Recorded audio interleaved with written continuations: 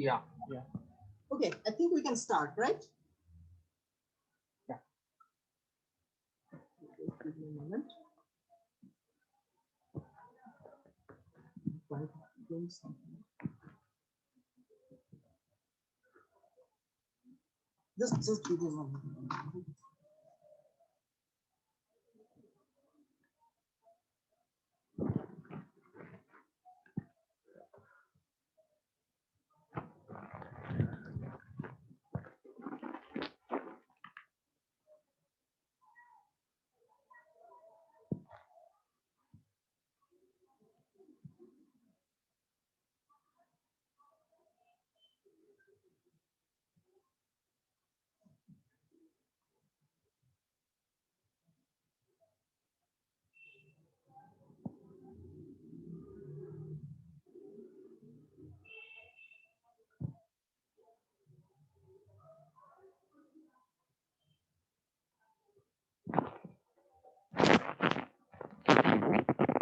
I'm really sorry. Actually, I tried to print something, but something went wrong, and it was printing the same thing I printed earlier twice, but not the newer one I'm trying to print now.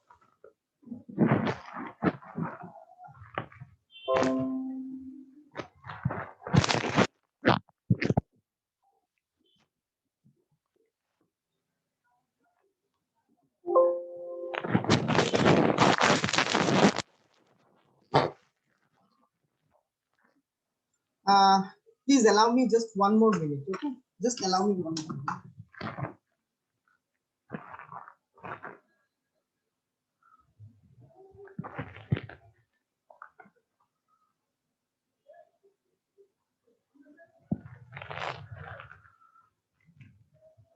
Okay, yeah, done, all set.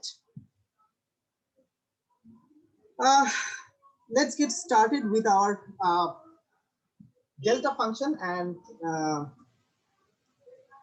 the differential equation we are trying to solve. So the thing we're trying to solve is mx double dot plus bx dot plus kx equals to some f of t, where this thing is subject to the initial condition x at 0 equals to x naught and x dot at 0 equals to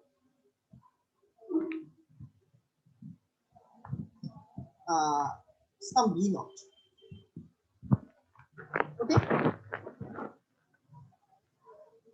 so we have changed our differential equation to a new set of differential equation, that is m g double dot plus bg dot plus kg equals to delta of.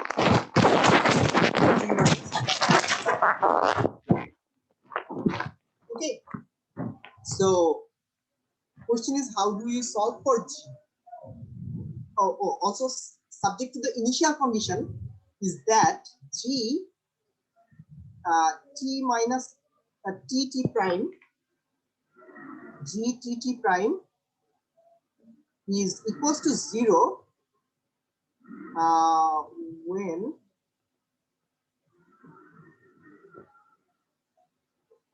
for all t is less than t prime, and g prime t prime equals to 0 as well for all t is less than t prime. That means we're assuming we are not assuming, actually we are switching to a differential equation that has initially 0, the system was initially 0, and we hit by something. What happens? That's the response of the system to an impulse. So to perform this thing, like to solve this differential equation, we could use any method, but particularly we are using Laplace transformation here. That's what's going to be here. So let's first prove one thing, that we can use our g to solve like the above differential equation. So that's our goal first. So for left hand side, we know that if we multiply f of t prime delta of Well, t, I have a question. yeah, sure. You have defined that t of t and t prime is 0 except t is equal to t prime. So I guess t of No. t G is 0 for all t which is less than t prime.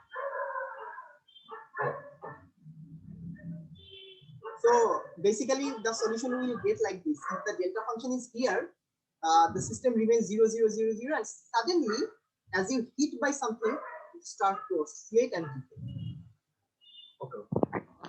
So this is what we will get. Okay. So first we have to prove that we can use our G to solve this differential equation we want to solve. Okay.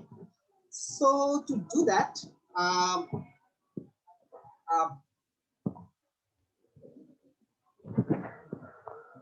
if you have your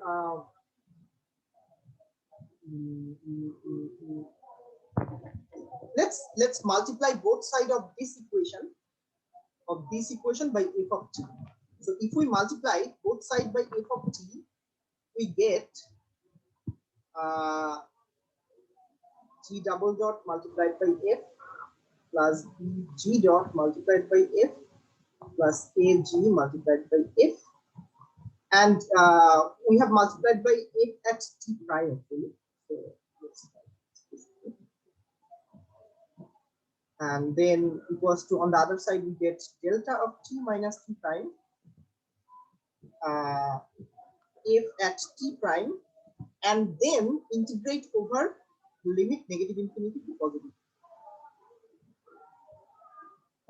Yeah, are we solving the equation again, Mr. Deep? Sorry? Are we solving the equation again, like we did it previously? No, we did not do it previously. Okay. So no, I thought, okay, we already solved this equation, right? Mx dot x double dot. no, we did this part. When f of t equals to 0, then we solved it. Okay. But we do not know how to solve it when f of t is not 0. Okay, got it. So that's the green function procedure I'm trying to teach. Okay, got it. Thank you. Okay, so to do that, what we did is define a new set of functions, like set of differential equation, one differential equation that has this property, and as our g is symmetric under t and t prime, we can actually convert everything, like we can switch t to t prime, right? So this differentiation, it could be on, like, with respect to the other one, like prime as well. So that will give you the same result. Okay, so now multiply this equation, this new equation, by f of t prime. So we have mg double dot f at t prime plus bg dot at f at t prime plus ag at f at t prime, and integrate over dt prime. On the other side, obviously, you have negative infinity, delta of t minus t prime, f at t prime, dt prime, right? What we did, we assumed we know the solution for g. We multiplied this whole equation by f of t prime. Here, everyone on the same page, right? Are we on the same page? Or Yeah. Okay, great. So now on the right hand side, we get f of t, right? The desired right hand side of the original equation. But what about the other part?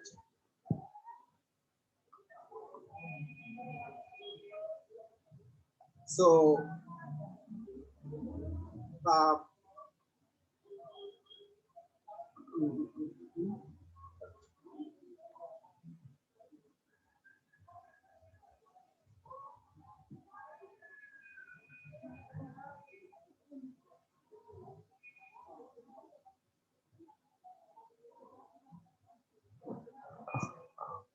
we can actually you can switch t and t prime. Sorry. You can switch T and T prime. Yeah, that's what I'm Left trying. side. And one more thing. I'm trying to see the next step as well. Like I need to show that this thing filters down to this one. Right? And we can also change the limit from t prime to Oh infinity. no. Sorry. Okay. So from our original differential equation, we can see that f of t is actually nothing but this thing, right?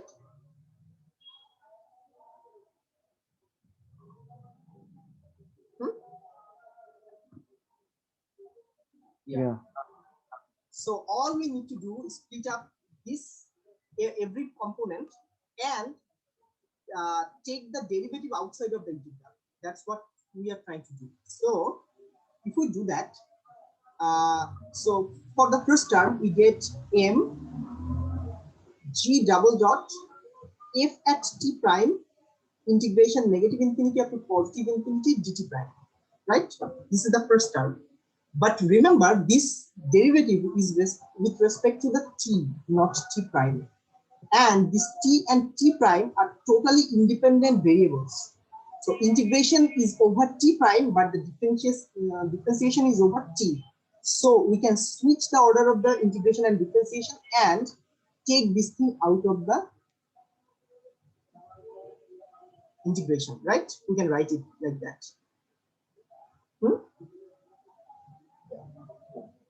So we can do the same thing for the second term as well. So we can write the second term as like this.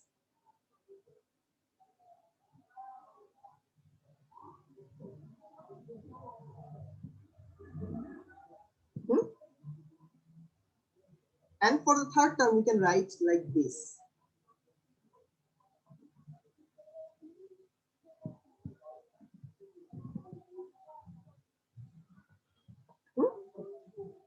Yeah, so F is basically integration G and Yes. So comparing both sides, we can see that our x of t is nothing but this thing, negative integration up to positive integration, g of t prime. Now I'm writing it explicitly. F at t prime dt prime. yeah, basically convolution. Yeah, you can call it a convolution, but for convolution you need a t minus t prime. But here you do not see it, but it will appear as actually convolution. Yeah. Okay, so once you can find your g, you are free to integrate this thing, like whatever f of t prime is. You can integrate this thing and you find your solution for x of t, right?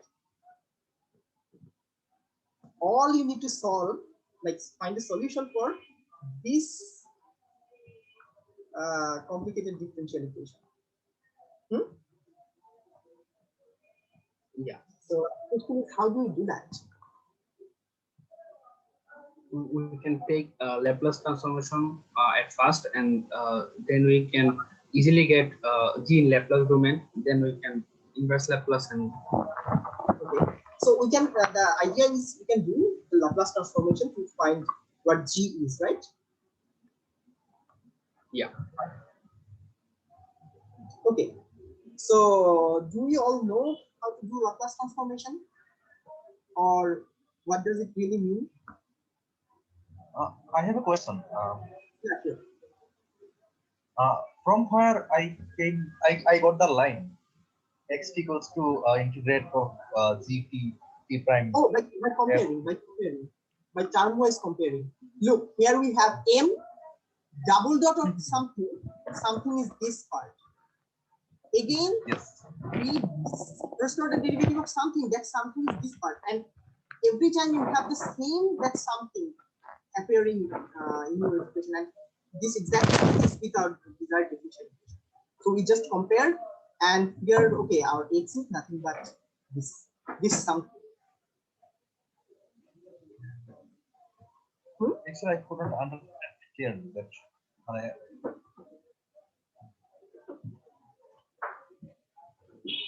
So this argument.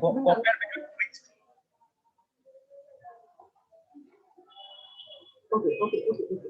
This line and the previous line.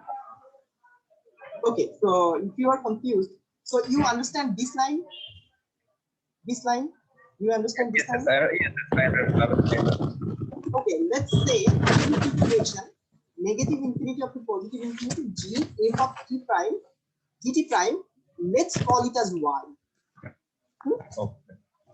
Now we have m second order derivative with respect to time of y, because this integration, plus p first order derivative of, look, this is again integration negative infinity positive infinity g f of t prime dt prime. It is y, right? So again y plus a, this integration, that is y, and we're calling this has to be equal to f of t.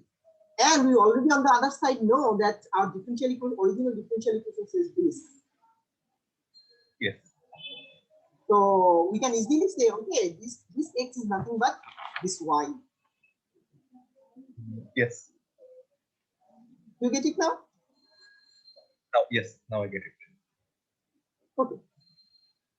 Okay. So we have our solution using this green function procedure. That is x of t is nothing but negative infinity up to positive infinity g of t prime f of t prime dt prime, right?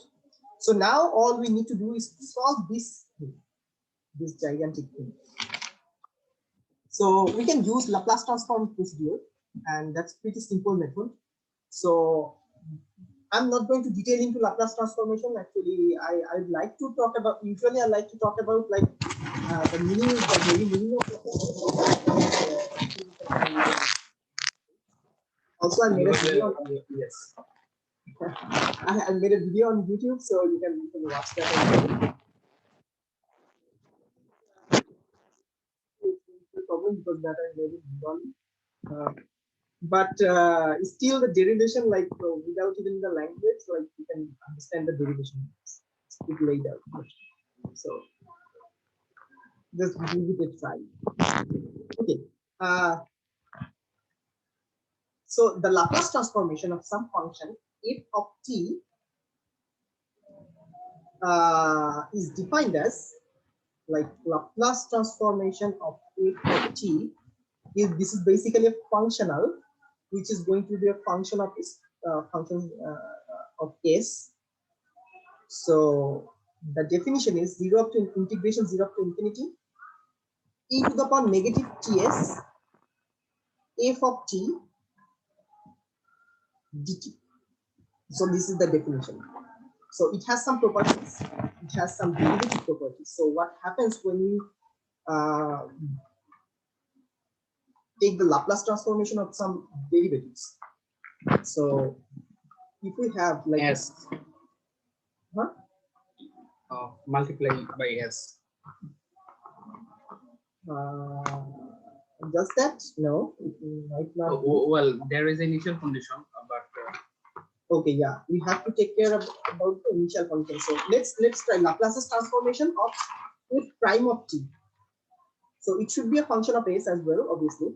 So 0 up to infinity e to the power negative ts df over dt integration dt, right? So we need to perform this integration. How do we do that? Integration by parts. Right? Yeah, so we can integrate df over dt. So keep the other part like that to the power negative ts, and if you integrate this part, this gives you just f, right? So you have to substitute the limit 0 up to infinity here, and then minus integration 0 up to infinity. If you take derivative of that other part, that gives you negative 1 over s, right? Yeah, sorry, negative s. Actually. So it gives you plus s e to the power negative ts f of t dt, right? Integrating by parts.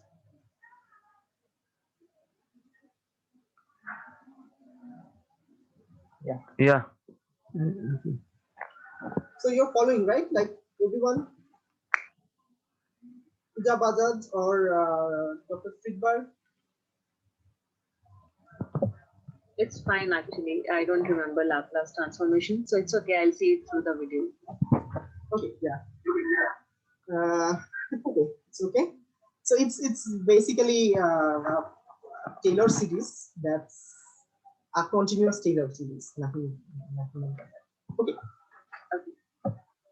So now, if you substitute your infinity and 0, so for the upper limit, if you substitute infinity, that gives you e to the power negative infinity.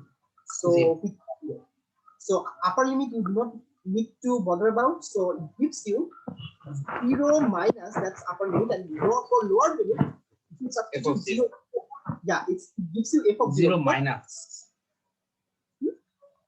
F of 0 minus. There is a minus sign in. Yeah, there is the minus sign. Negative f of 0. I told 0 minus. I mean, in the left side of 0. Oh, okay. So you mean that taking the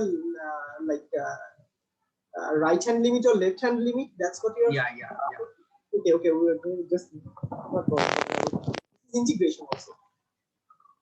Yeah. Okay. You have to take care.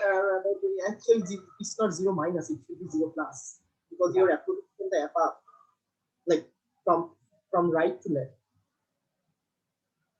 Okay, so plus, and this integration is running over t, so you can take out your integration like s out of the integration.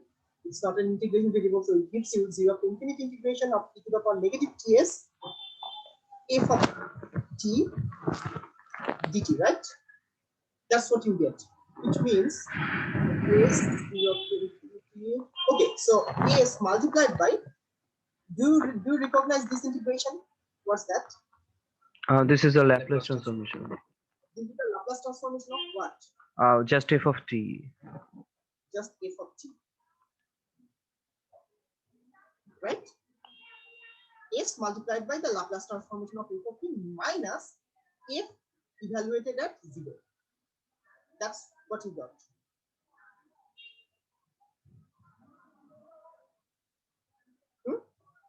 Yeah. So this is your Laplace transformation of a derivative, right? Yeah. F prime at t. So this is what you get. So what happens when you do the same thing once more? So Laplace transformation of f double prime of t. So we can use the result of f prime of t. Yeah. Using. We can use this thing.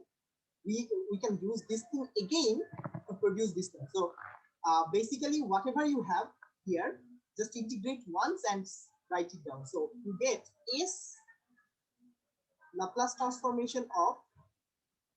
Did I make a mistake in sign thing, or like it usually like which is the sign? Okay, maybe not. Yeah. Well, there is a negative sign. Integration by, there will be a negative sign due to the integration by parts. Or no, it's all right. It's all right. It's all right. It's minus s. I think this is fine. This is fine. Okay, so this would give you Laplace transformation of f prime at t, right?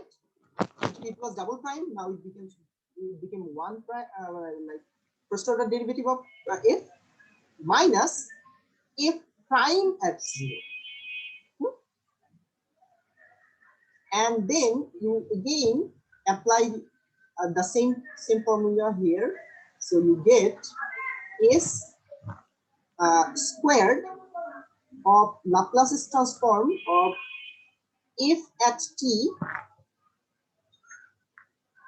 then minus s multiplied by f at 0 minus f prime at 0. Is that okay? Yeah. Yeah. Okay, great. So now we can we can do the same thing for our green function, like this thing. So if we do that, we integrate both sides by that. Like we apply Laplace transformation on both sides. So we have m Laplace transformation of g double dot, which is a equivalent of this thing,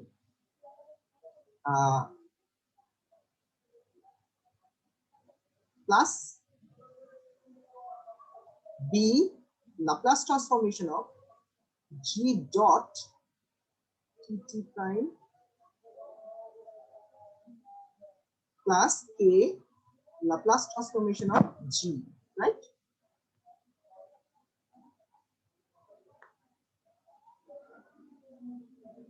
Equals to, what's the Laplace transformation of delta function? 1, and it is shifted it so it is over minus t prime s. Sorry. It is shifted. Yes, it will be like It is over minus t prime s. e to the power minus t prime s. That's what you get. So, Dr. Feedback, are you following, or Puja Bajaj, are you following at this point?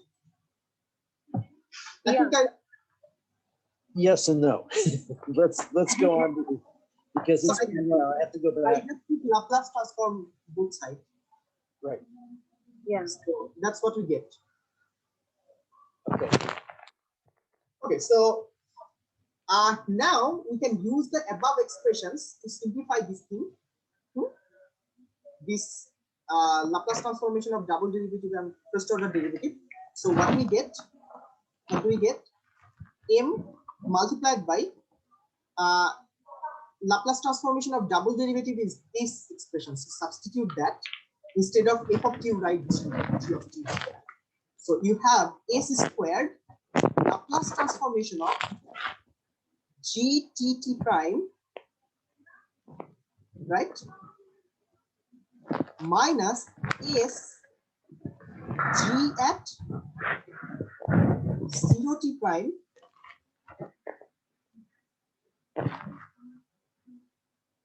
minus g prime at 0 t prime. This is one part. Plus the second expression, that means I have expanded this thing. Now I'm going to expand this part. So this is b multiplied by s Laplace transformation of g of t using actually this formula, g of t prime minus g at 0 t prime. Yeah. Plus a multiplied by Laplace transformation of g t prime equals to e to the power negative t prime s. Yeah. So tell me what's the initial condition of g? Like Well, if what? t prime is positive, then this Yeah, we're cancel about t with prime. 0. We are talking about positive t prime. So this part these are 0, right? Yeah. By function of g, we define like if t prime is greater than t, then it's 0, right? If t is less than t prime, then okay. So now we have our differential equation like this. This term, oops. Actually, this thing is definitely not 0. This is the Laplace transform. How can it be 0? Someone trying to join.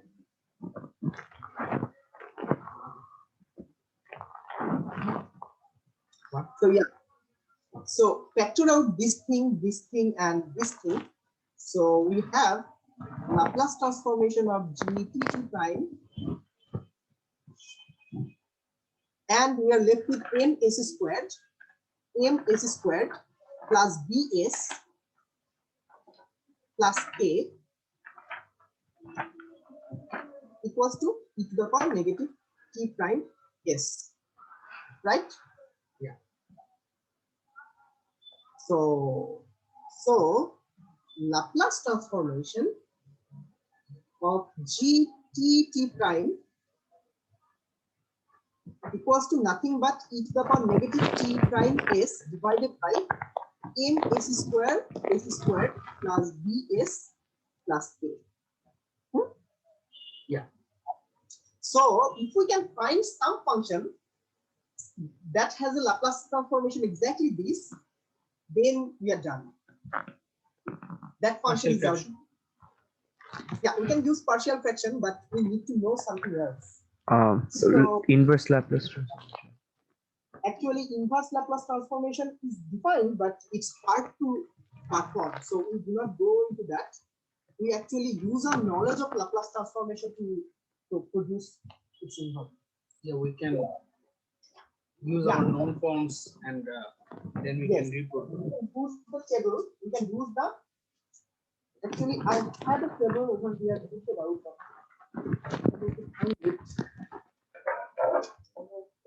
Keep it.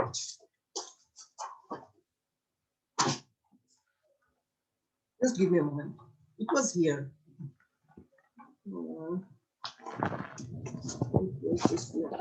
Here it is. Okay. So before going into that, we actually need to know several things. What happens when we do some trivial Laplace transformation, when we perform some trivial Laplace transformation. So let's do this one. If our f, say our f of t is 1, then what is Laplace transformation of f of t? Can you perform this?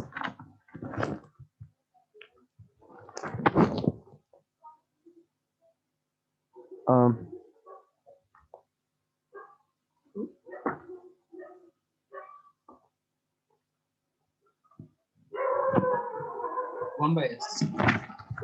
This is 1 by s. How? Let's do it. Just giving a 50. E to the power f of t is 1 multiplied by e to the power negative ts dt, right? So if you integrate it, you'll get 1 over s. This is pretty simple. So what's Laplace transformation of, like, if f of t, you can have e to the power n, where n is integer, positive integer. So Laplace transformation of f of t would be 0 to infinity t to the power n e to the power negative ts dt. Can you perform it? Well, if we multiply minus t, then it is differentiation in s domain. So basically, multiply by minus t in a function, then there is a differentiation in s domain. Like just do up like integration by part. Is to the power n plus 1, like, and there is n factorial. Yeah, just take derivative of e to the power n and like integrate the other parts. That's the way. So t to the power n, and if you integrate the other part, it gives you e to the power minus ts divided by negative 1 over s, right? You substitute the limit 0 to infinity minus. Now It's just integration of, okay. so it gives you like 1 over s, and differentiating t to the power n gives you like n multiplied by t to the power n minus 1 e to the power negative ts dt, right? Yeah. So substituting the limit for upper limit when you have N factorial by s to the power n plus 1. So yeah, when you have infinity over there, so if this part is 0, also this part is 0. When you have 0 on the lower limit, this part is 0. So this is basically the first term, this is basically 0 for both limits, right? Yeah. And for the other part, you can factor out your n and factor out your s, right? Well, there is a thing. I think f of t and f of t, which you have written, is also defined for t less than 0, I think. But in that case, bilateral Laplace transformation should be more useful, I think. No. Here, Laplace transformation, we have defined just one thing. Okay. We are not like Unilateral. yeah. Actually, point is, you said like it's more useful. So Yeah. It To does describe matter. it physically.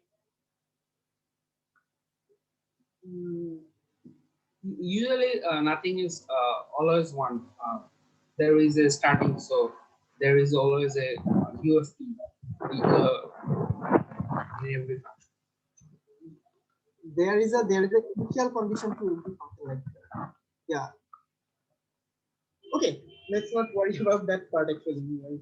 Okay. Okay, so you get this 0 to infinity t to the power n minus 1 e to the power negative ts. So basically what we are seeing a repeating relation, that is Laplace transformation of t to the power n equals to n divided by s Laplace transformation of t to the power n minus 1. Right?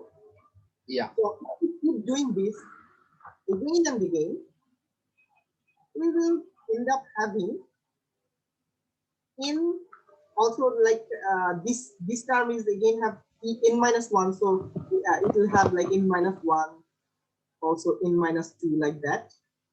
And on the bottom you have like s, in every term you will get one another s, so s times s like that, right? Eventually you'll hit t to the power 0, right? That is Laplace transformation of 1. Yeah. So then on the N top, factorial divided by s to the power n plus 1. yeah, m factorial divided by s to the power m plus 1. That's all, right? Yeah. So this is the Laplace transformation. So we can keep doing this and make our huge table of Laplace transformation. So I just want to write few results.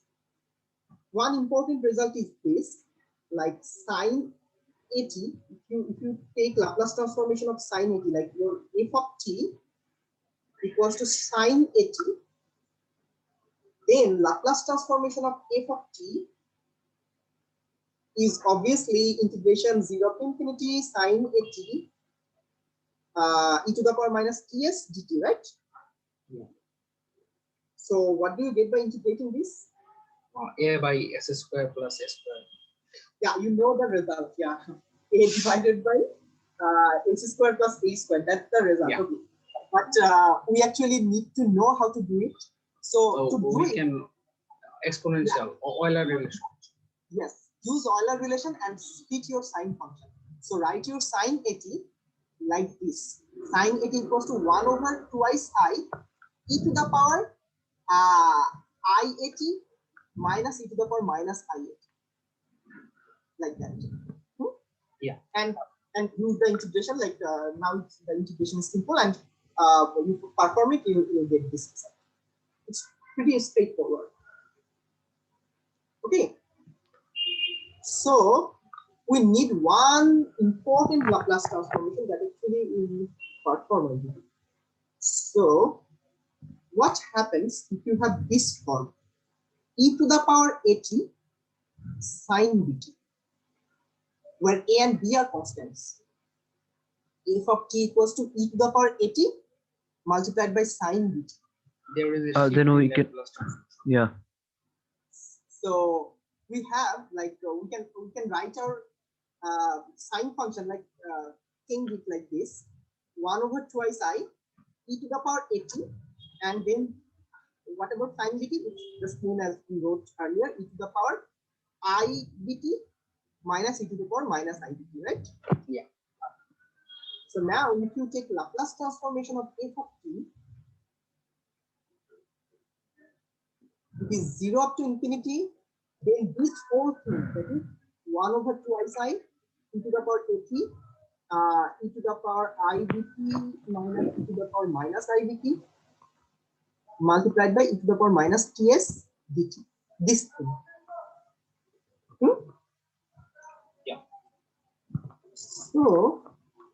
So what do we get? 0 up to infinity. Then okay, factor out our 2 I side first. 1 over 2 I side. This is the worst thing we have. So combine the power. So 0 up to infinity. Then for the first term we have e to the power a plus ib minus s into t. Right?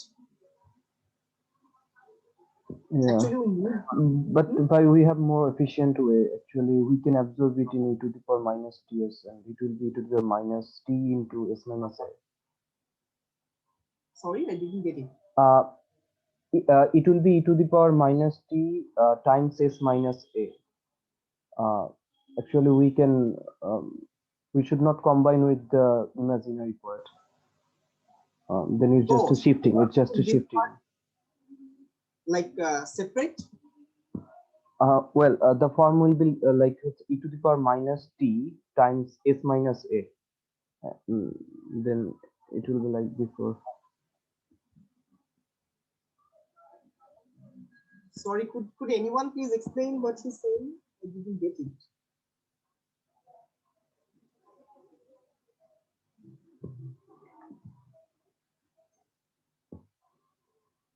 Basically transforming the variable. Yeah, we will do that later, not at this stage.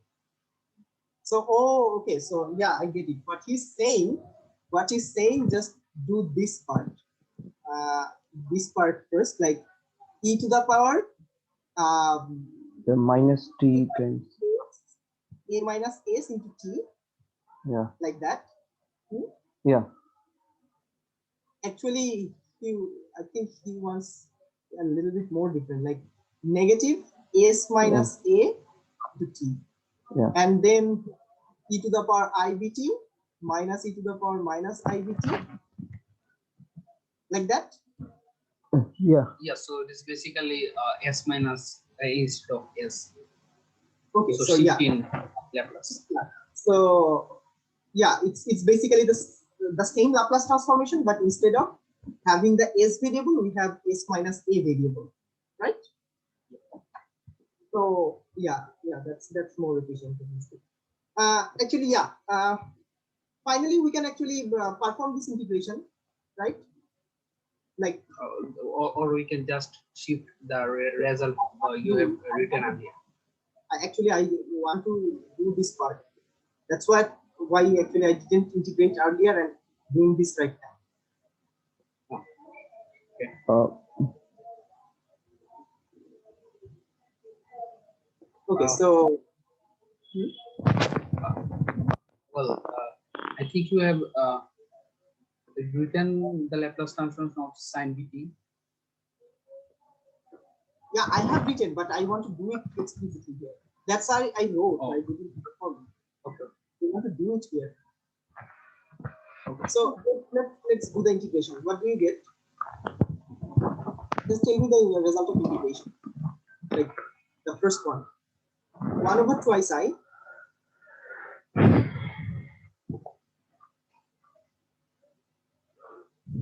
1 over 2 I. Then if you integrate the first part, then what do you get? The same thing remains, right? E to the power? Okay. E to the power ibt times 1 by s minus a. Well.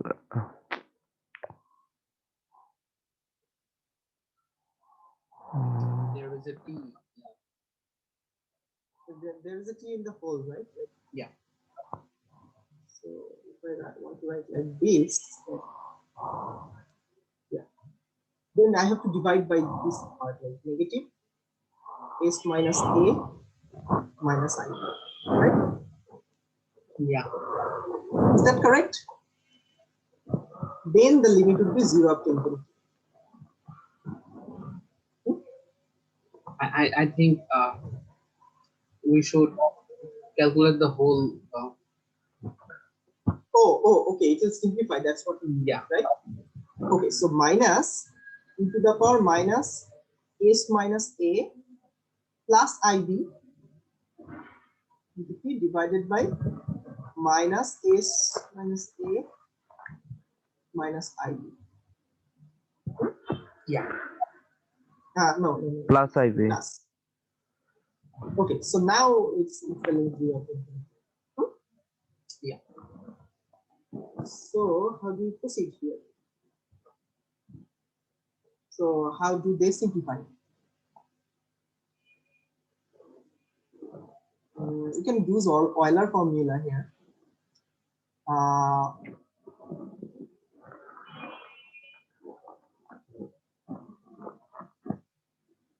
I think the only way we have left, like, just we have to multiply, like we have to perform the cross multiplication and proceed, right?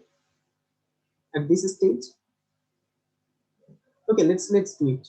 So on the denominator, what do we have? So the multiplication of both things, what's that? So it's s minus a whole square. Yeah. Plus b square, right? This is in the denominator we get. Just to multiply this thing by that thing. Now on the top we have negative s minus a plus ib multiplied by e to the power minus s minus a minus ib into t minus also like this minus and that minus, it gives you plus s minus a. I think it's better if we put the limit first. Yeah, because if At we equals just keep infinity, the terms are 0, and at t equals 0, the terms are 1. So I wanted to do that. You guys say I think this is just easy. if we just put t equal to infinity, then this term will vanish because there is a positive infinity term. Sorry, 1 by positive infinity term there, and it will be 0. if you put the upper limit, it's the upper limit actually vanishes, right? Yeah, Like, yeah. For the lower limit, it gives you something. So for the lower limit, you have, so if you substitute t over there, so it gives you like 1 minus 1 actually divided by actually this minus actually get cancelled out, right?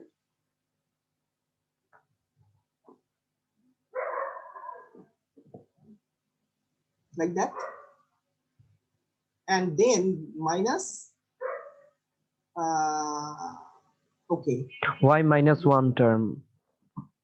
Oh, okay, yeah, I understand. Okay, sorry. equals to 0. Sorry. And again, this term would be again minus 1, but here we have plus 1. Let's write minus 1 and then minus s minus a plus n. This is what we get.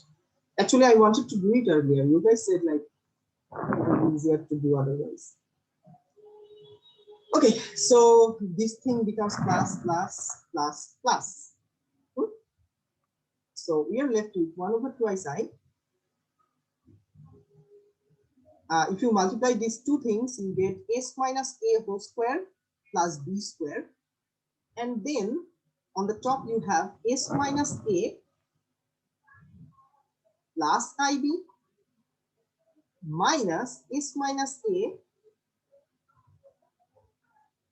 minus ib. Right? Yeah. So you get you get s minus a. These two terms cancel out, right? This term cancel this term cancel with this term cancel with this. We are left with the other one. So what we get?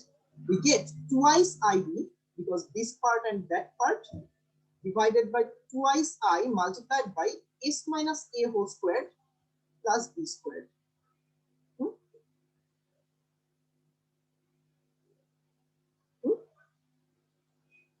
Yeah. So what's that? This is basically b divided by s minus a whole squared plus b squared. Is this what I'm looking for? Yeah. Yeah, this is what I'm looking for. Okay, so Laplace transformation of something, we got this thing. Okay, so what's that something? Laplace transformation of e to the power at, right? That's what we started with. E to the power at sine bt.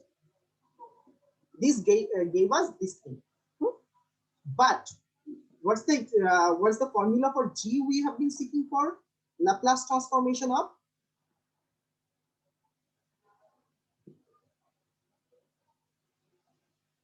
Laplace transformation of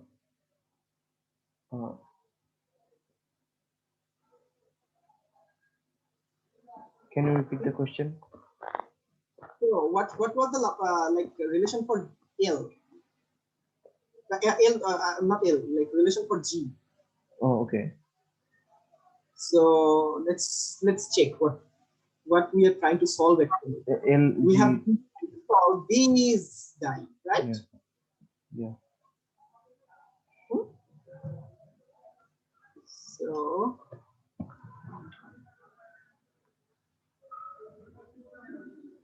okay. So G t prime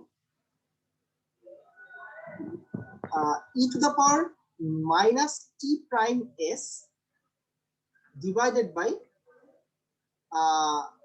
m. What was that? Okay, I'm saying e to the minus t prime is divided by m square plus bs plus k. M square. No. M s square plus bs bs plus k. M s square plus bs plus k. s plus k. Yeah. So Well, this surely shifted. Hmm?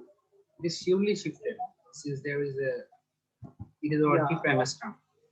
yeah, it's shifted. Yeah.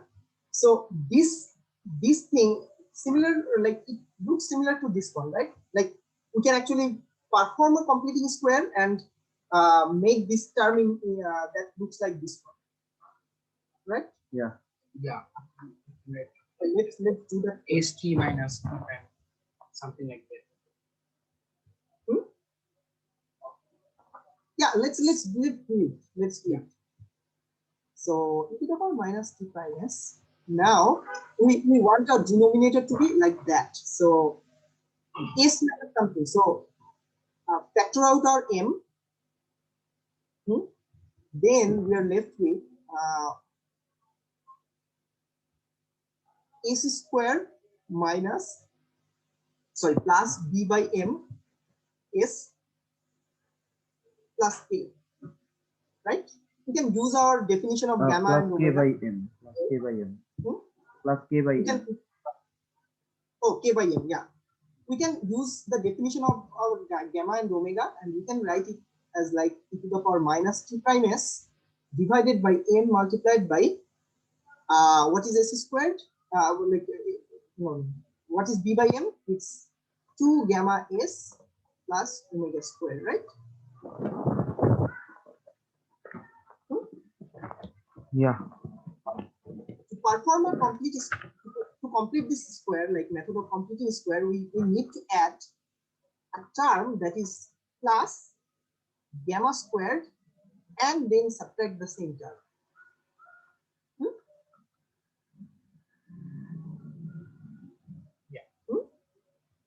So then we have our e to the power minus t prime s divided by m multiplied by, now we have our s squared plus twice gamma s plus gamma squared. What's that?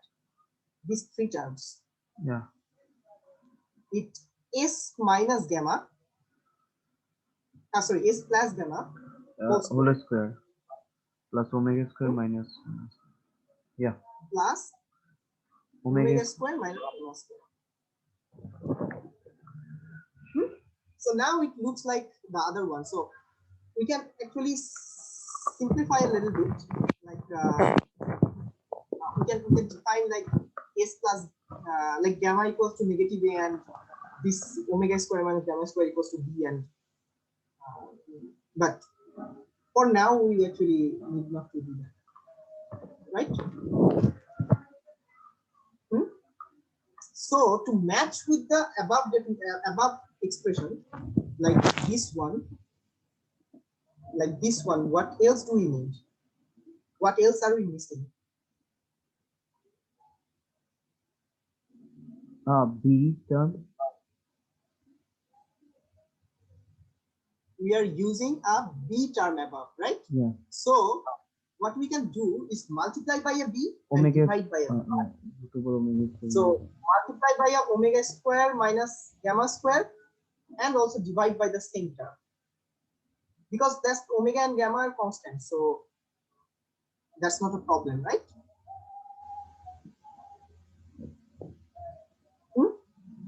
yeah. Right? Yeah.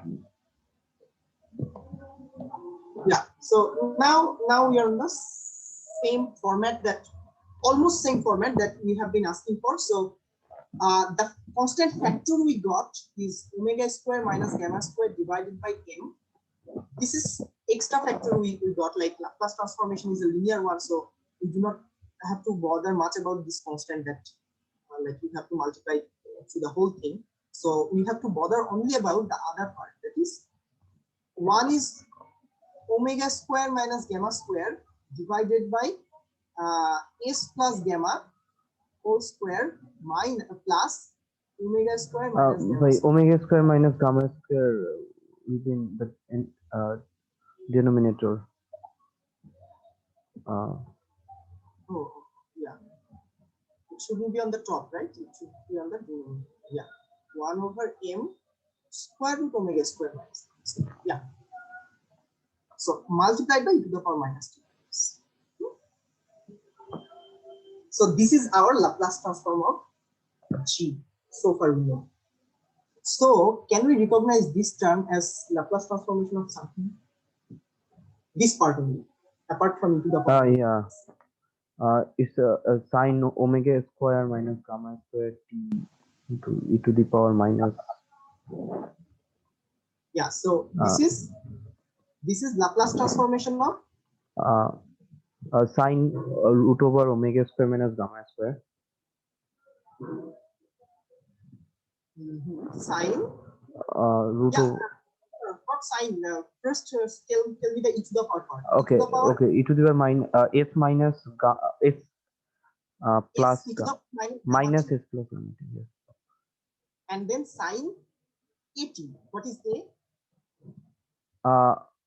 A here bt root over omega square minus gamma square.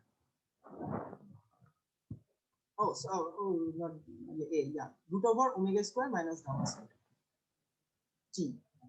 This is this part, and also we have an extra term e to the power minus t prime s.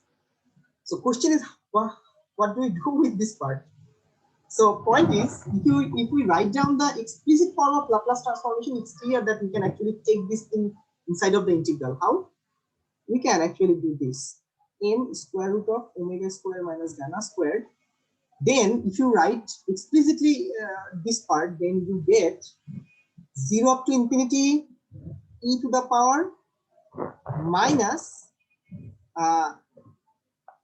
ts, and then this function e to the power minus gamma t sine square root of omega square minus gamma square into t. Well, we are assuming that omega is greater than gamma. Actually, it doesn't matter at this point. Yeah, omega is greater than gamma. Actually, it doesn't matter at this point. Like As long as like you have your sign something, if it is switched, then it will become hyperbole. That's all. Yeah. So this is dt multiplied by e to the power minus t prime s.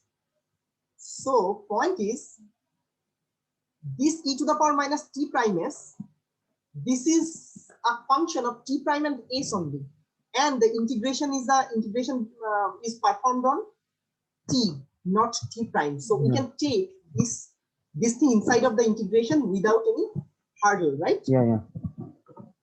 So it's basically, someone was saying like it's basically a shifted Laplace transformation. Yeah, that's true. So yes, shifted Laplace transformation like this, 0 up to infinity, then e to the power minus, then if you take this thing inside of that integration, what do you get? E to the power minus Plus t prime, right? t plus t prime prime. s. Then you have e to the power minus gamma t sine square root of omega square minus gamma square t dt. Now we are almost done. So we can change our integration variable t plus t prime. Let's say t plus t prime equals to tau. Then dt equals to d tau. What about the upper and lower limit? When t equals to infinity gives us tau equals to infinity, t equals to 0 gives us Tau equal to t prime. tau equals to t prime. So we just change our integration like that. It gives us 1 over m square root of omega square minus gamma square. Then limit. What's it now? T prime to infinity. T prime to Infinity.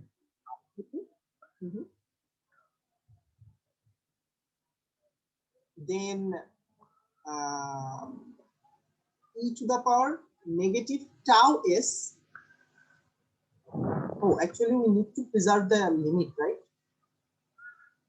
Yeah. We need to reserve the limit, otherwise like we cannot proceed. So is there any idea how to proceed with that?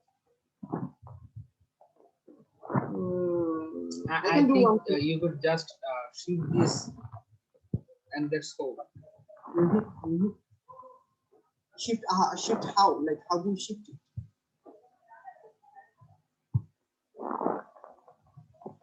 Well, in the line above, So if it were just can you scroll up? The limit is changing. That's the problem. Yeah. Now it's after shifted Laplace transformation. We have to actually go through the actual procedure that usually we do here. I'm sorry. I made a mistake. Actually, I shouldn't do this. It's actually like increase the hassle, nothing else. So here we actually use the magic theorem. Yeah. That's what I was trying to say. Okay, so let's do this. E to the power minus gamma t sine square root of omega square minus what is our magic theorem? It's the convolution theorem that we need to use. So is e to the power negative t prime s is a Laplace transformation of something? Is there any function? Is there any valid function that gives a Laplace transformation of e to the power negative ts? Convolution. What's that? Convolution of what actually? E to the power negative t prime s is a Laplace transformation of something. That's something we need here. So delta t minus t. yes, that is delta function. Delta of t minus t prime. If you take that, we saw this previously, right? Actually, we found e to the power minus t prime is like that. So this we can write as Laplace transformation of delta of t minus t prime. Now we are going the right direction. So now we have a product of two Laplace transformation. We convert it into something that is Laplace transformation of something one object. Yeah, so there is a theorem that's called convolution theorem. That's a really interesting one. I can prove it. Just use it this step and then we'll prove it. So Laplace convolution theorem of Laplace transformation, it says if you have a I think we can do it in another way, like we are multiplying something exponential in the Laplace domain, and we know that it will happen in time domain. So can't we use this property only? no, to do that you actually change the limit of the Laplace transformation. So we have to be careful a little bit more. That's what I'm saying. You have to be a little bit more careful. Like, just don't say that it's going to work.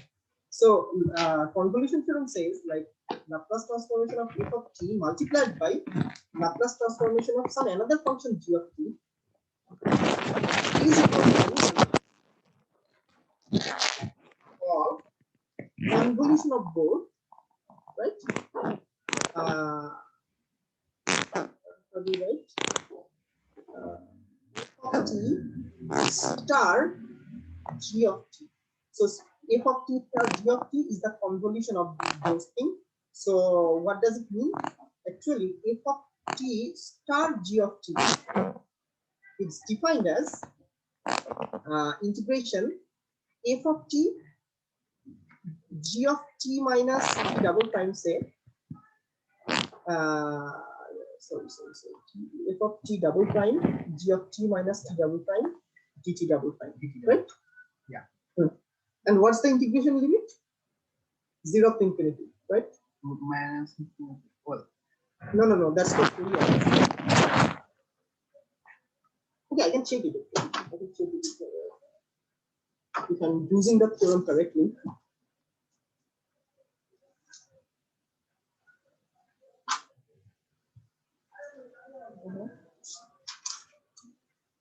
No, it's 0 up to infinity. 0 up to actually none of us are correct. So it should be 0 up to that the other variable. This is the convolution theorem of. Okay, so this is the tricky part. Actually, we are going to use it and then we. So let's use it and find the solution. Then we prove it. Okay. So just for now, trust this thing. I'm going to prove it a little bit later. Okay, is that okay with you, everyone? Yeah. It's not that difficult thing. Okay, so if we use that,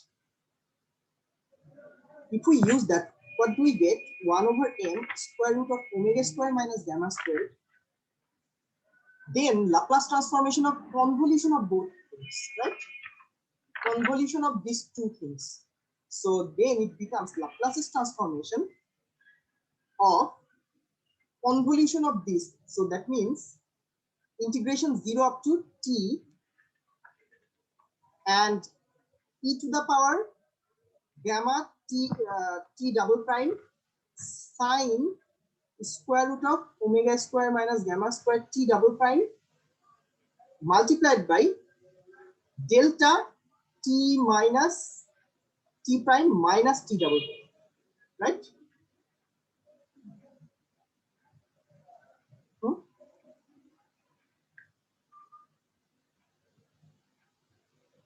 This is that thing we got. So now we can perform the integration pretty easily because it's a delta function integration. It means wherever you see the t double prime, replace with t minus t prime. So we're left with m square root of omega square minus gamma square Laplace transformation of e to the power minus gamma t minus t prime sine square root of omega square minus gamma square t minus t prime.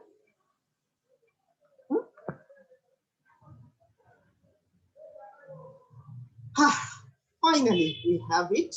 So Laplace transformation of G is this. So this is just a constant thing. We can take that inside of the Laplace transformation, and we got our G as this.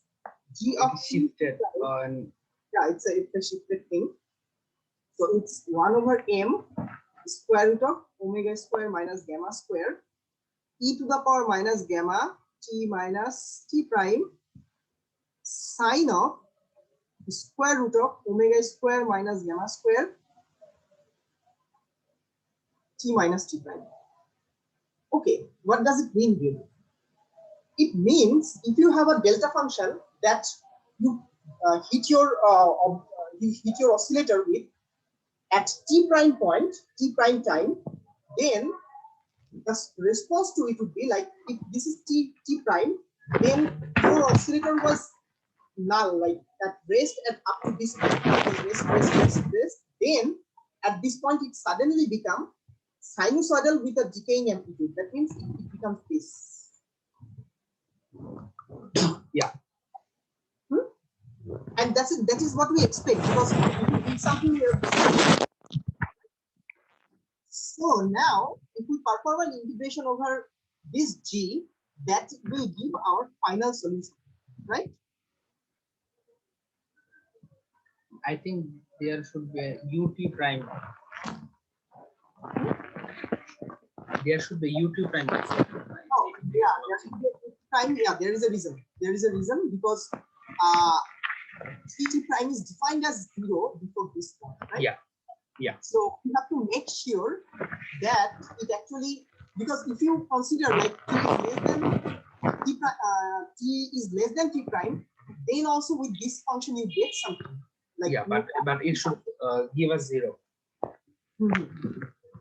So that's why we actually need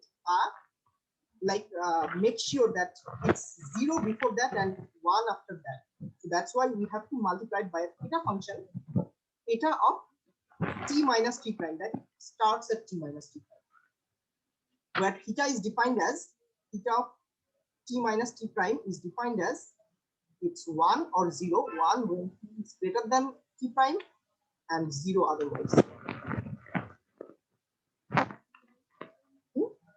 Yeah, step function, unit step. Yeah, it's a unit step function. So we got our G. So now we are at this point to find like the final solution of our full thing. So we know that final solution, like x of t, that's what we are looking for, right? X of t is what? It is integration of g t t prime into g t t prime g of t t prime. G of t t prime. No, limit is minus infinity up to plus infinity, right? Yeah. I can perform this integration from t prime to infinity. Sorry, t to infinity. Just t to infinity. No. You can perform your integration from negative infinity to t. Oh yeah. Okay. Yeah. Negative infinity to t. Not to t. Okay. Let's substitute and then see what happens. So minus infinity up to plus infinity. What is g of t? It is 1 over m square root of omega square minus gamma square e to the power minus infinity to t actually. It will turn minus infinity to t. Yeah. Sine square root of omega square minus gamma square t minus t prime. Theta of, actually that's because of theta. So let's not say something, then like integrate it and find the actual result, then say okay. So this theta function gives us 0. This theta function gives us 0 as long as t is less than t prime, right? Yeah. T is less than t prime. Or t prime is greater than t. T prime is greater than t. So how long does it hold? Like when we are integrating t prime, that is that starts from negative infinity and ends at positive infinity. So we can split our, this is t prime. So it goes from negative infinity to positive infinity. And here is probably our t. So up to this point, our t prime is actually less than t. And here, after that, t prime becomes bigger than t, right? Yeah. So after this region, like here, due to this theta function, this thing becomes 0, right? So all we need to integrate is up to this part. So we get negative infinity up to t 1 over m square root of omega square minus gamma square e to the power minus gamma t minus t prime sine of square root of omega square minus gamma square t minus t prime f at t prime dt prime. So now this is the absolute general solution for x. As long as you have your f of t defined, you can find your x of t, right? Yeah. So this is the complete solution, we call it. It's the complete solution for a damped driven harmonic oscillator, right? So we could arrive to this point in other ways as well, but this is the most elegant way uses that green function procedure. So okay, we promised to like prove the convolution theorem, so we can do that. So before that, I'm going to take some questions. So what did we learn from here?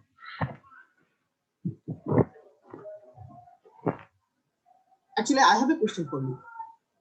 So why this term, like why x of t doesn't prove that initial initial conditions, like x at 0 and x dot at 0? Due to causality.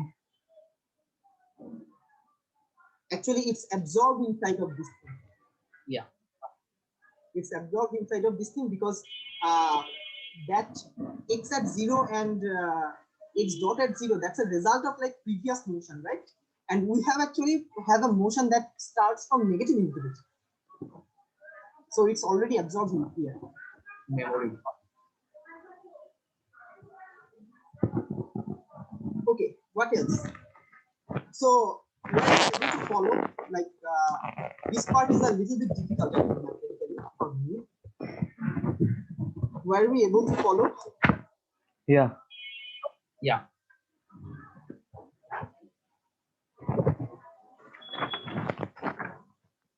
I wouldn't want to have to start and do what you did, though. Sorry, I didn't get it. I don't think I could reproduce that without having seen what you're doing. I mean, I can follow it, but I don't think I can. No, okay. So let's now talk about the idea what we do. Okay. So like to reproduce the same result, we only need to understand the idea what we are actually doing, right? So we wanted to analyze a situation like we have a harmonic, like damped harmonic oscillator, and we apply something like we push and pull onto that that object and see what happens. Like how does it respond with our input? So instead of doing any arbitrary input, we started with just doing one thing, that is one impulse. Let's hit it by a bat and see what happens. So by hitting that with a bat, you can actually understand its whole motion. Why? Because any force you apply can be actually represented by many infinitesimal hitting by bats, right? Many infinitesimal hits. So that's what we're trying to do. We just found one response for one hit, and actually let's see the final result has integrations on it, right? It has integrations, negative infinity up to t. So that is actually saying that you have to add all those infinitesimal hits from negative infinity to up to t point. So past to present. Yeah, from the all past to the current moment. So your oscillation is actually carrying all the information you supplied to it, but it doesn't include any information ahead of your time because you haven't hit that bat hasn't hit yet. So it shouldn't. That's due to causality. Does it make sense? Yes. Okay. Any questions so far? I think the way you have used the idea, it can be generalized for any kind of differential equation. Yes, any kind of linear differential equation. Yes. This idea actually, green function we are studying because we are going to use green function extensively in GR while solving wave equation like things. So it's a pretty general. I saw it in quantum mechanics. It's propagator. Yeah, in quantum field theory they call it propagator. Yeah. In quantum field theory they call it propagator, but that's the same thing. Yeah, now I understand it. Okay, who else? Let's see, everyone's following or not. Pooja Bajaj. Yeah, actually, Mr. Deep, not that much clear, but maybe I'll go through this again. But mathematically, I'm clear with everything. Yeah. Okay. So yeah, just read it. Any differential equation book, you find it pretty well, and it's a beautiful thing to learn actually. Yeah, definitely. Apart from also, yeah. Do you have any question at this point? No, Mr. Deep, no, as such. Don't call me Mr. D. Just call me Dev. Okay. Even in, I believe in India also, like hierarchy is by age, right? Like, Yeah, so it's okay. okay. Just call me Dev. Okay.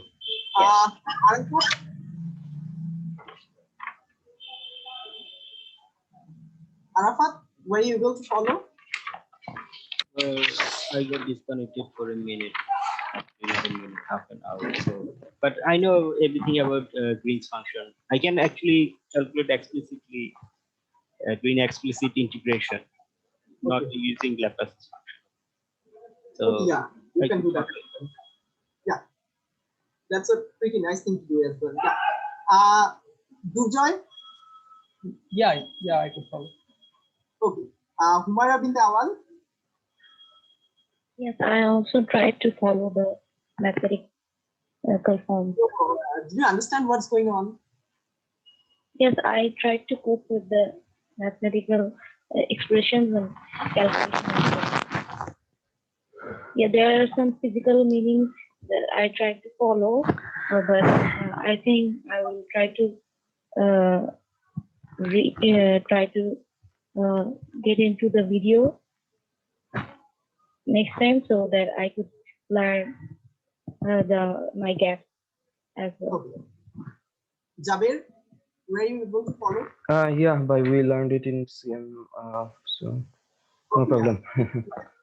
It's like it was it's pretty standard thing, and this thing is taught in our classical mechanics as well, and they have a really good exposure to it. They actually spend probably five classes, like 4 hours long on this oscillation. Juthi Ding Juthi. I don't think that's your name though.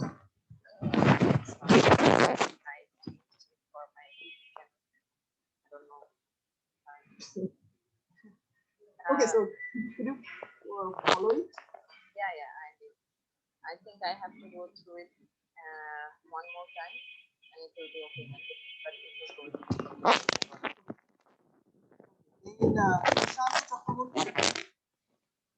yeah, I could. Okay, Robin Roy.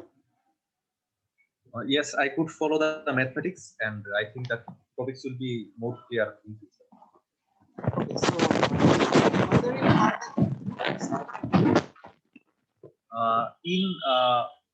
In the last part, after the curve you have drawn, I think I will have to review the video once more and then the Oh, that topic card will you be didn't understand, like that I draw. Here. after that card. Oh, here, like this one. Yes, yes, the last curve. Yes, yes. I have some Just the understanding integration about. limit I was talking about, like that integration variable is t prime. So t prime is running from negative infinity to positive infinity. But here is the boundary of t. I'm actually marking which part is t prime is less than t and which part is t prime is greater than t. Oh. That's what I said. Depending on that, because otherwise it will. Okay. So anyone else? Any question? Like Sifatul Alam Sif?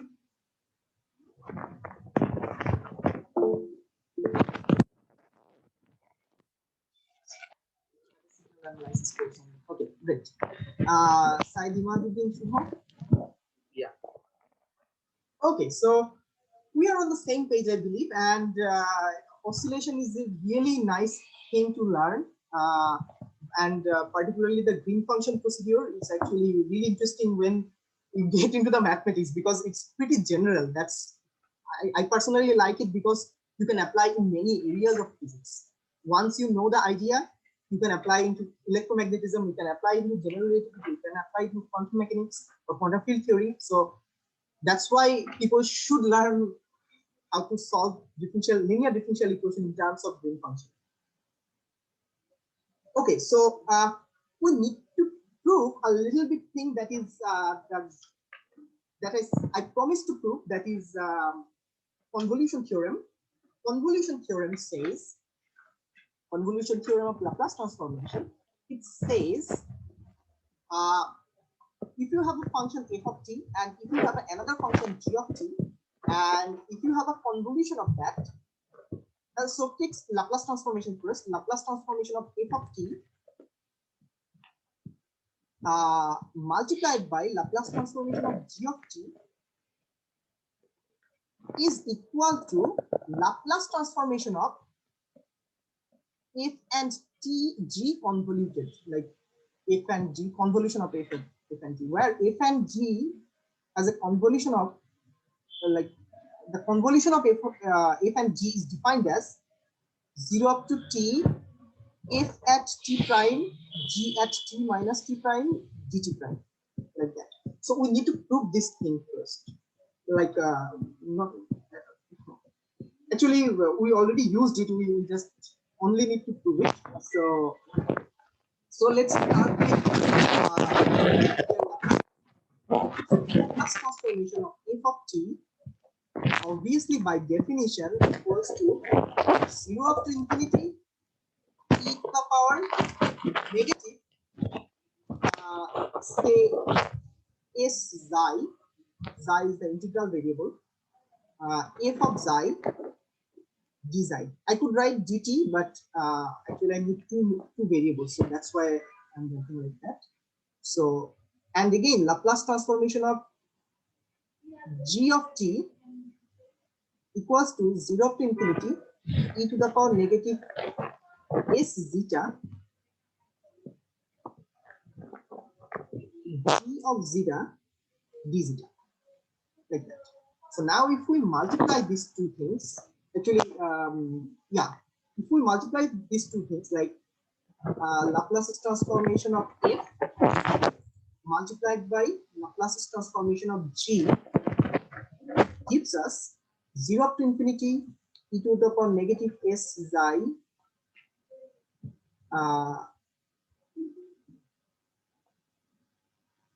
f of xi d xi multiplied by 0 up to infinity e to the power negative s zeta g of zeta d zeta. Right? So these two integration are running on different variables, like one is running on xi, another is running on zeta. So we can actually do this thing like integration 0 up to like we can switch the order and actually take this part inside of the other integral. So 0 to infinity.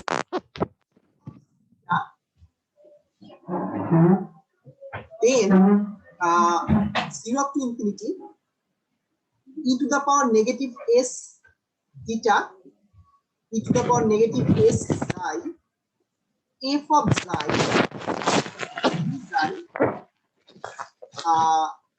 d zeta, like that. You can do that.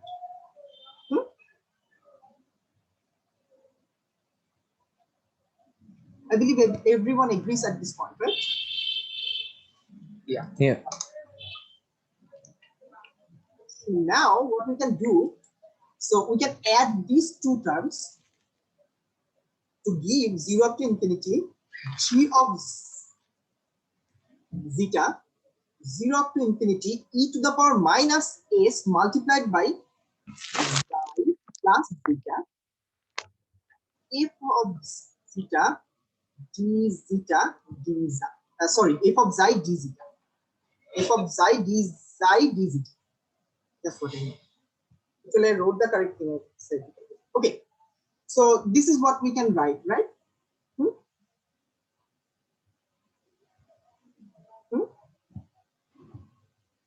Yeah. So now,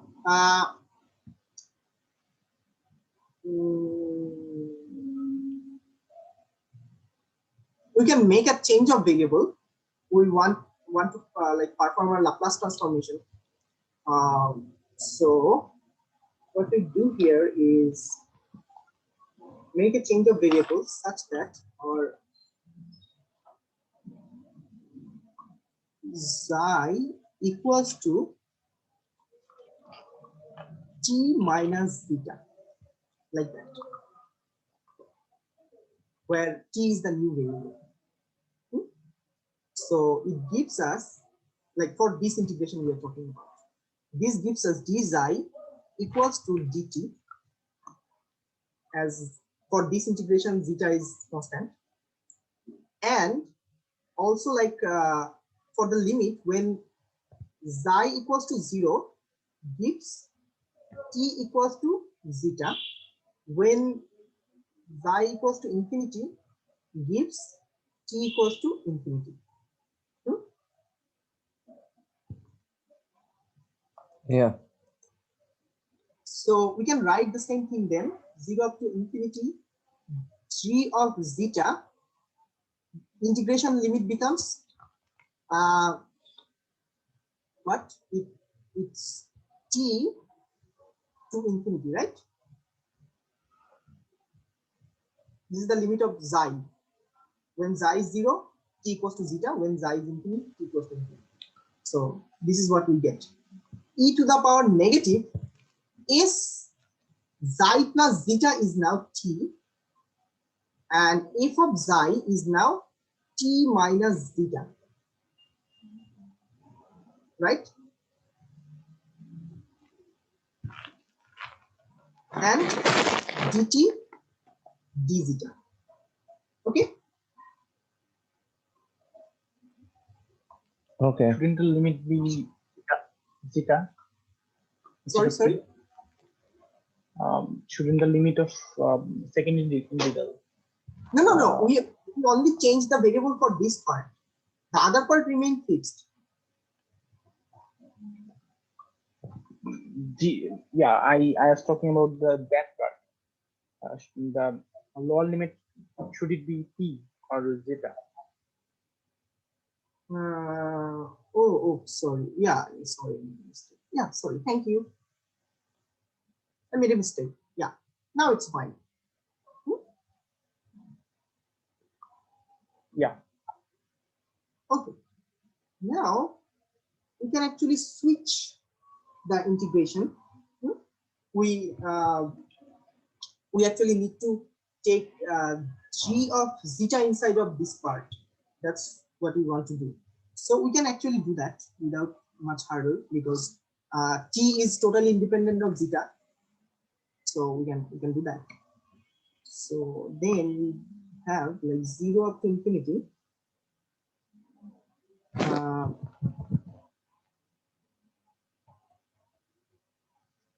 e to the power negative ts, then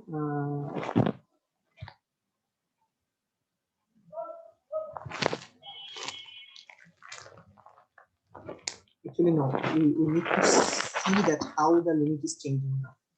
Okay, okay.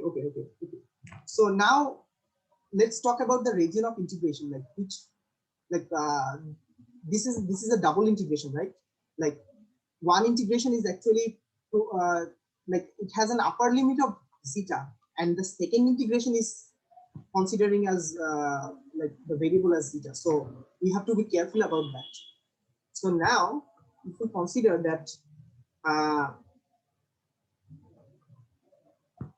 here t and zeta plane, this line represents the t equals to zeta line, right?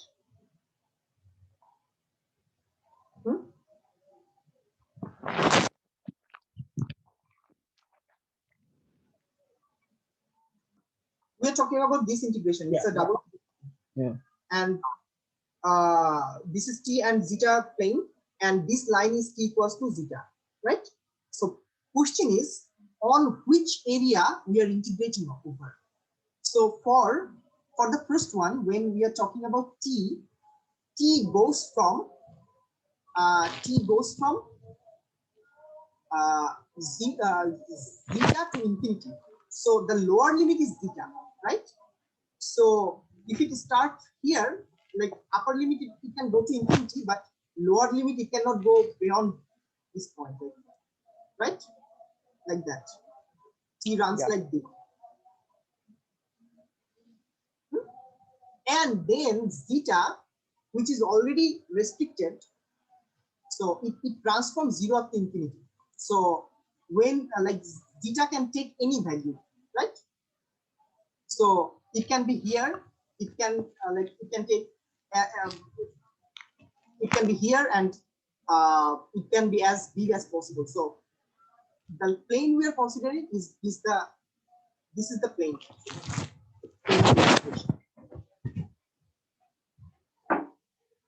Right? Yes. This is how we do the double integrations. That the integration that we do first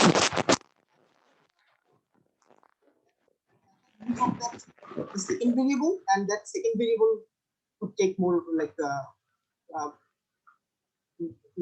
it could have constant values.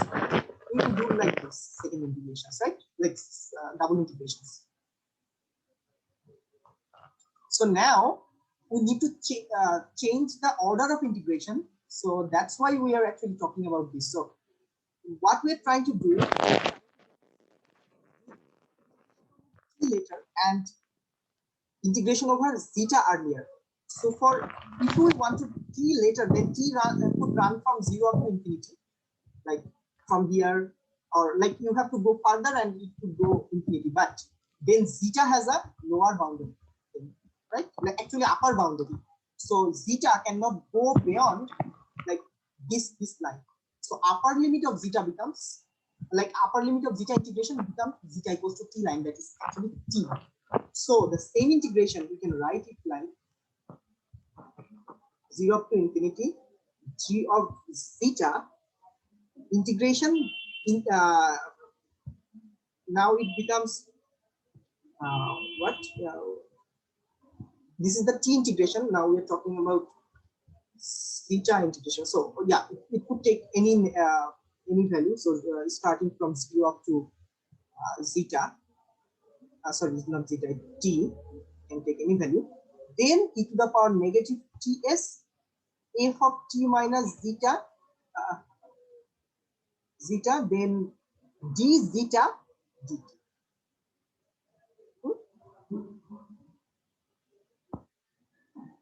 So this is how we do the second integration, like second order integrations. If we have an area like x and y, and we are trying to integrate over, say, like For x limit is this, x1 up to x2. And for y limit is like that. Then for each of the x, we have a y limit. That's actually a variable limit. So we define that y is a function of x. Here we define y as a function of x. Right? Lower limit is also one function, y1 and y2, like that. We perform integration like that. So this is the same thing we did here. So now this part is nothing but actually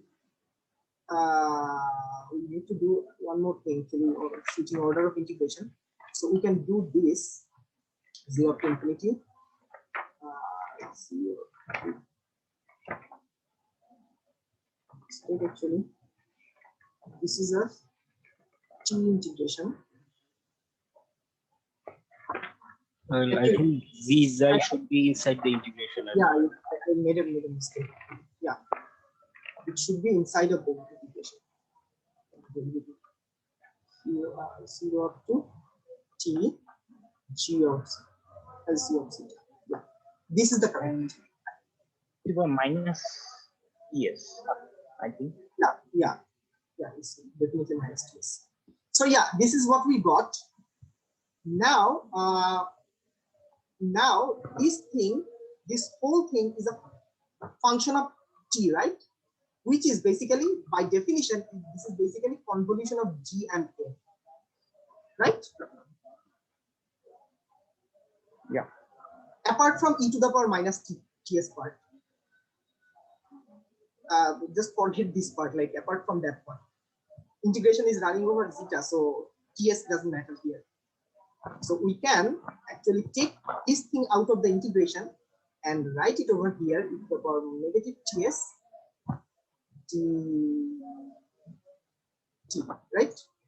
So now this thing is the convolution, and the later we get 0 to infinity some function h of t e to the power negative ts dt, which is nothing but the Laplace transformation of h of t, which is the Laplace transformation of g convoluted with f. This thing. So we have proved our convolution theorem that we used there. So yeah, this was our integration, like using Laplace transform procedure, but we can perform this same integration using direct integration procedure as well. So we are almost done, like oscillation topic is done today. So just a little bit left, so let me finish. So, yeah, the same thing, like the same oscillator result, we could produce in another way as well. It's a mathematical thing though, but it's interesting as well. So the differential equation we encountered was like this: m x double dot of t plus bx dot of t plus kx of t equals to f of t, right? This is the differential equation we were trying to solve, subject to some initial conditions. Hello? Yeah. Yeah. We are almost like running out of time, but I can take 10 more minutes, right? Okay. No problem. Yeah. Okay, so what we can do, like we can divide by m, so that gives us like x double dot plus b over m x dot plus k over m x equals to f over m of t, actually of t over m, like that. Now we can use our same definition we defined earlier for gamma and omega, so we can write it as like twice gamma x dot plus omega squared x equals to f of t by m, to simplify our differential equation. So now question is, can we write out this differential operation as like this, that second order derivative plus twice gamma into first order derivative plus omega squared operated on x equals to f of t m over m. So basically what we are trying to do is find an inverse formula for this derivative operator, right? Yeah. So this differential operator we're trying to take on the other side, that will do the job. Yeah. So to do that, actually we know that we have a function like f of t, and it has a first order derivative defined on something g of t. We know how to do that. We know you just integrate. Are you going to use the d operator? Hmm? Are you going to use the d operator? I'm going to use the d operator. Actually, even if we do not define like d, it's totally fine. Okay, so basically we are trying to do like that. We know how to invert a single derivative, but we do not know how to invert this second order complicated differentiation, right? This second order derivative. So to do that, we actually first assume like question is, can we write this derivative as like this ddt minus some alpha, where alpha is a number, operated on ddt operated ddt minus beta operated on x, like that. Can we express it like that? Yeah, we can factor. Yes. We can How? factorize. We can factorize. Yes, we can factorize. Where like alpha and beta would be the solution for corresponding quadratic equations, right? Yeah. So yeah. So let's do that. So alpha plus beta is equal to minus 2 gamma, like that. Yes. Yeah. So let's do that. So we assume like d2 over dt squared plus twice gamma ddt plus omega squared on x. This can be written as ddt minus alpha on ddt minus beta on x. So if we perform the second part, we get x dot minus beta x, right? Then ddt minus alpha. Yeah. And again, if we perform again, we get x double dot minus alpha x dot minus beta x dot plus alpha beta, right? Yeah. So alpha plus beta is equal to minus 2 gamma and alpha beta is equal to minus. Yes. So minus alpha minus beta equals to twice gamma. Yeah. And alpha beta equals to omega square. Yeah, we can solve this. Yeah, can you solve this thing in terms of alpha and beta? Yeah. How?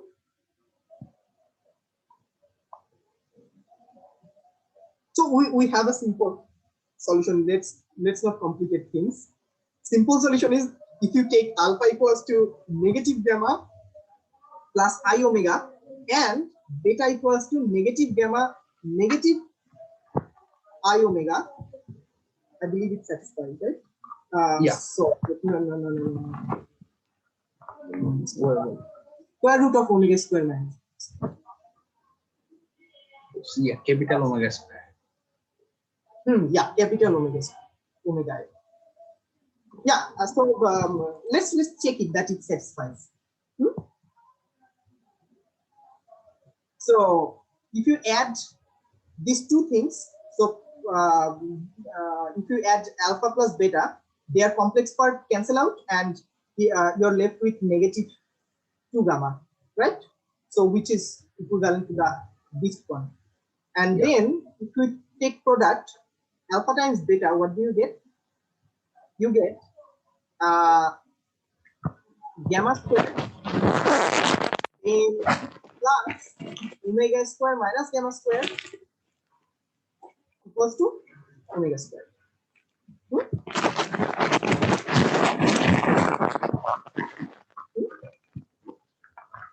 Yeah. These are just complex conjugates, so I just need to take these things to these things and this part to that part. The other cross term will cancel each other. So this is a solution actually, right? So now we know what alpha beta is, and we can proceed with that. So write it down. We'll use that later at the end. Okay.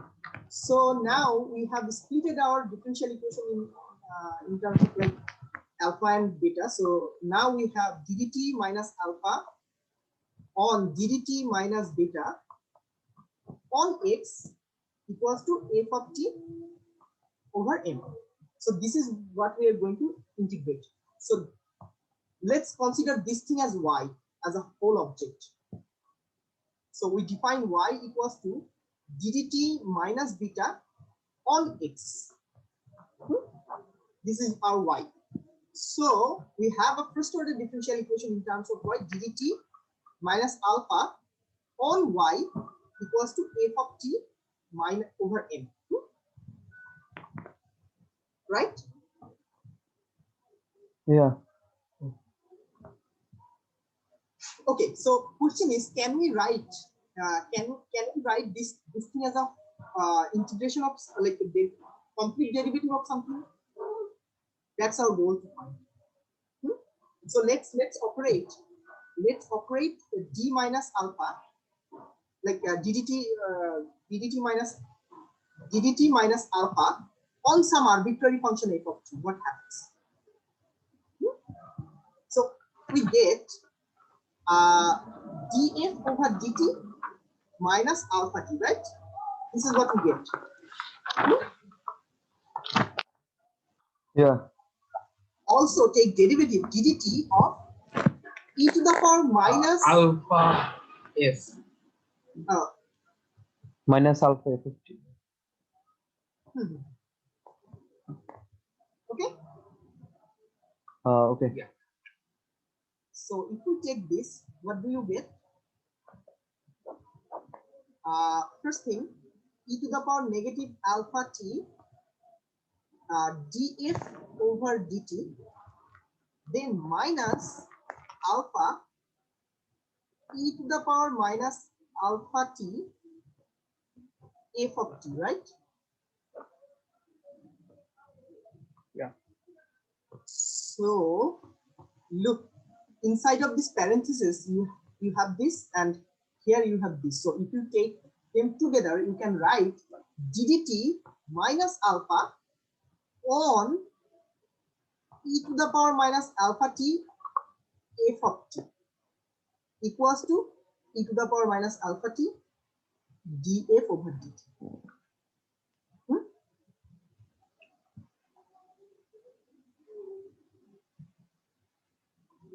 Yeah. In other words, any d we wanted to find like what happened, like can we write this thing like ddt minus alpha f of t, can we write in other way? So now this operator is operating on something that is here, right? So this is replacing this f of t, right? Yeah. So actually I should distinguish between two, like this is some g, some another function. These two are not the same thing. This f of this g of t and this f of t are two different things. Right? We are talking about two different scenarios. So here g was operated by dd t minus alpha, and we knew how to how to proceed. Like. So here if we have like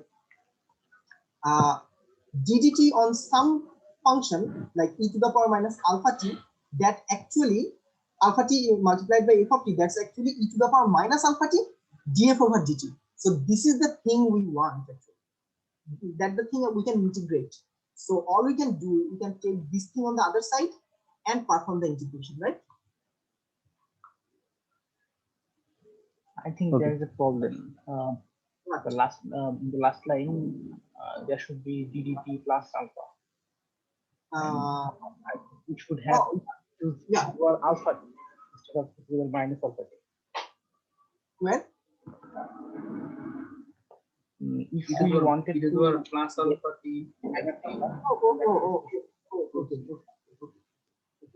Okay. So you're saying that instead of do that will do the job, right? Yeah. That's what Yeah. you're saying. So we want here positive, then we have a minus sign over here. Yeah, you made a mistake in terms of plus minus. Now it's fine. yeah, it's fine. Okay. Okay. So okay.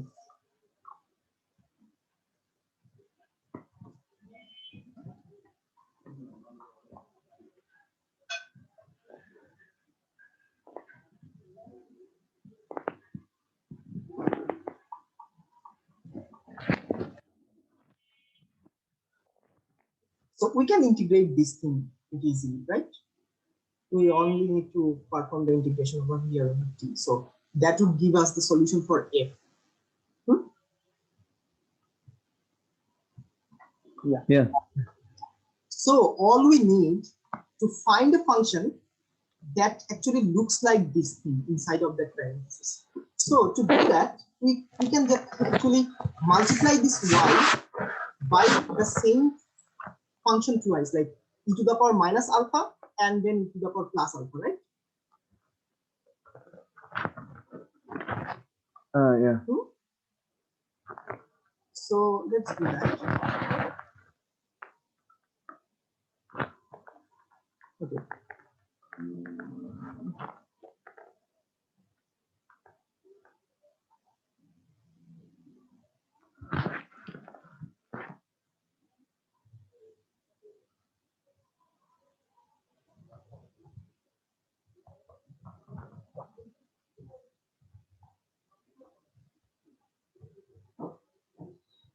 Okay.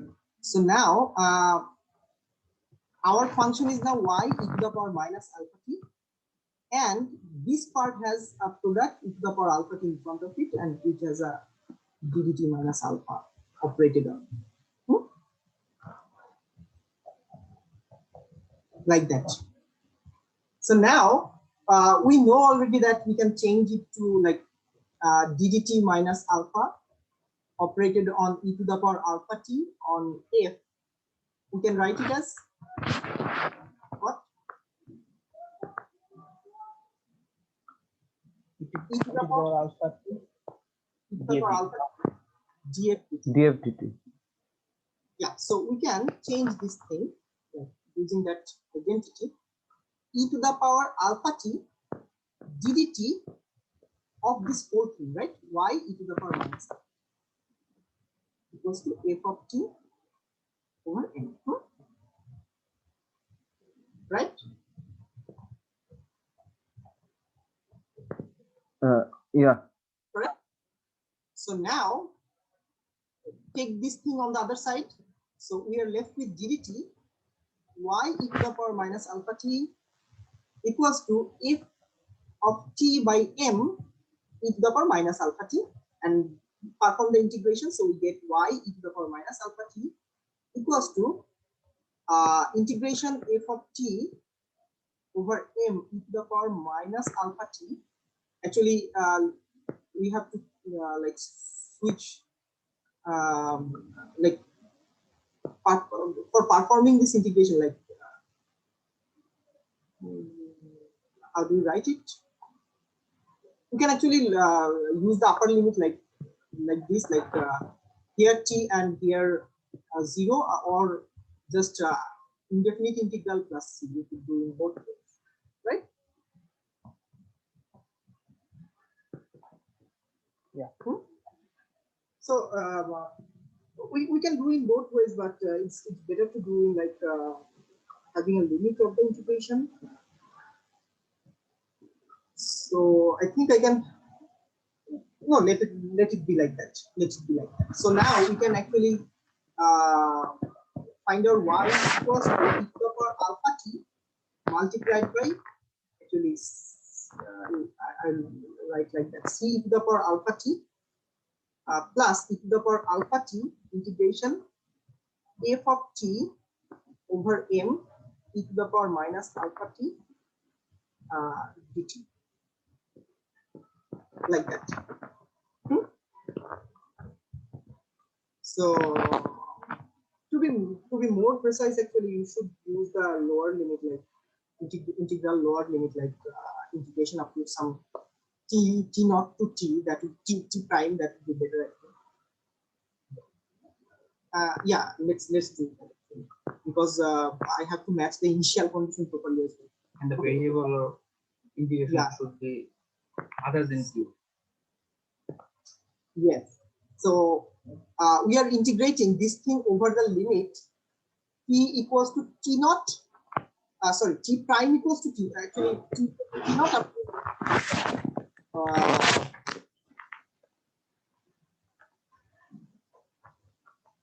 like that.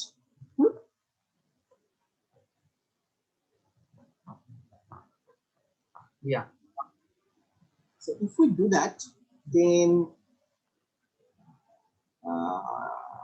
this side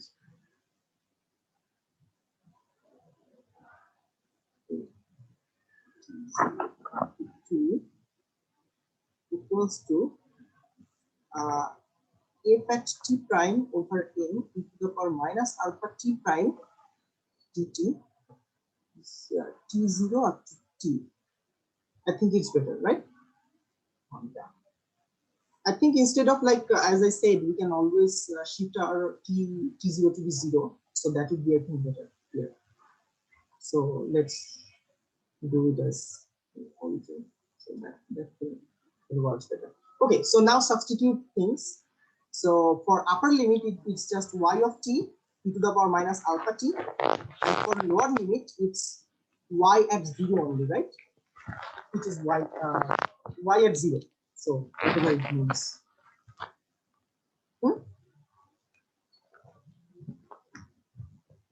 Right? Yeah. Yeah. And for the other problem? No. So, and we can take that y at 0 on the other side. So it gives us y at 0 plus 0 up to t. This is more precise actually. For the limit e to the power minus alpha t prime dt prime. So now y equals to y at 0 e to the power minus alpha t plus e to the power minus, plus alpha t plus alpha t 0 to t f at t prime over m e to the power minus alpha t prime dt prime. Yeah. Yeah. Okay. Okay, so what was our y? ddt minus beta into x, and we can do the similar facts, I think. Yes, they have similar structure. ddt minus beta on x equals to, now we have y at 0. What does it mean? It means d. Sorry.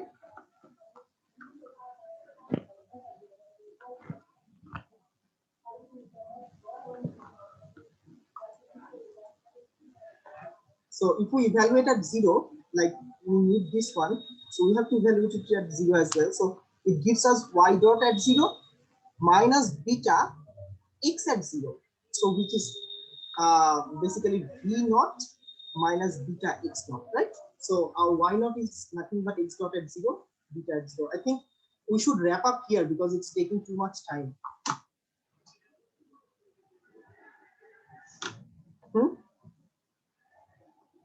It's already taking too much time. I'm really sorry that I took so long today. I thought I could complete, but I didn't.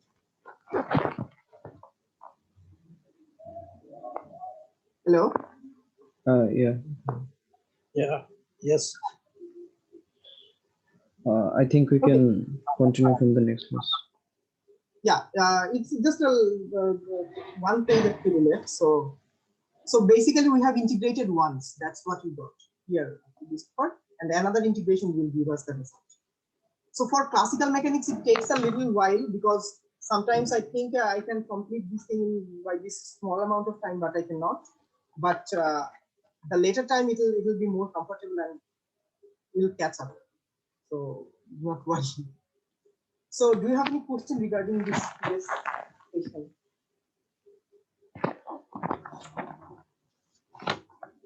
I'm sorry things are taking so much. Actually, I shouldn't start this thing.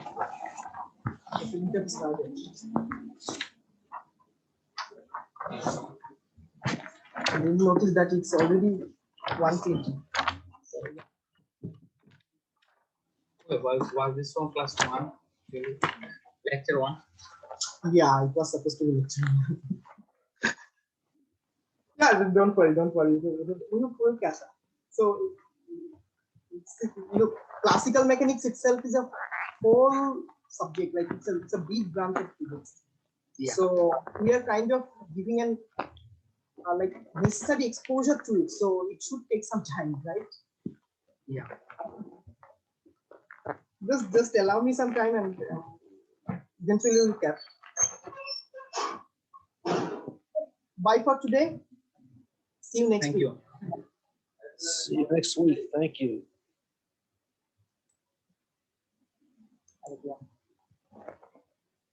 Thank you.